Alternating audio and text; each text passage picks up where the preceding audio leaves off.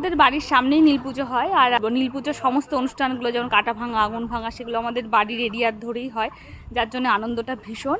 কিন্তু এইবার আমি নীলের উপোসটা করতে পারিনি। চলো তোমাদের মন্দিরটা দেখিয়ে দিই একবার। এই অপোজিটে আমাদের বাড়ি, আর সামনে হচ্ছে মন্দির। এই বাড়ি থেকে রাস্তার উল্টো পাড়েই মন্দির, বারোয়ারি মন্দির। তাই এখানে যে কোনো পুজো মানে আমাদের বাড়ি ওরিয়েন্টেড পুজোটাই হয়ে ওঠে। তাই আজ পুজোতে সামিল থাকবো, আমি নিজে পুজোটা করব না। প্রত্যেক বাড়ি আমি ছেলের জন্য নীল পুজো করি, কিন্তু এইবার আমার আর নীল পুজো করা অসম্ভব হয়ে উঠেছে। এবার আমি নীল পুজোটা করি নিজে, তো আমার এখন এরকম অবস্থা। তো নীল পুজো না করলেও আমি এখন নীল পুজো দেখতে এসেছি, আমার বোন করছে, আর আমার ছেলে এখানে ভাঙচুর শুরু করে দিয়েছে। তুমি কি করছো এখানে? ঠাকুরকে নম করো, শিব ঠাকুরকে নম করো, বলো নম নম।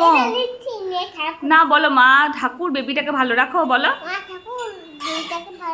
ঠাকুরের দিকে তাকিয়ে বলো, নম করো। ওই সোনা রে, ঠাকুরকে নম করেছো, হাত জোর করে নম করো। এই শিব ঠাকুর খুশি হয়ে গেছে, শিব ঠাকুর খুব খুশি হয়ে গেছে। ঠাকুর নম, ঠাকুরকে নম করে দেবে এবার, নম।